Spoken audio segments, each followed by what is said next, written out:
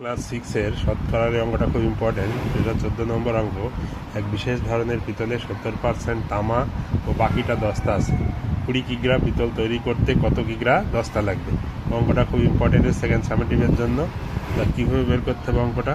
তাহলে এখানে তামা কতটুকু সেটা বের করি। তাহলে তামা 20 কিগ্রায়ের কত পার্সেন্ট? 70% সমান হচ্ছে 20 গুণ 70/100। তাহলে এই শূন্য শূন্য এই শূন্য কেটে গেল, 7 দুগুণী 14 কিগ্রা। তাহলে বাকিটুকু দস্তা।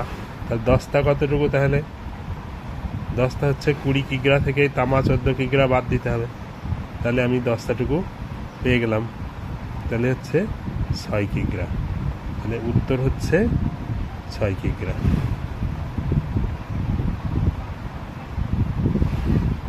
উত্তর হচ্ছে 6 কিগ্রা।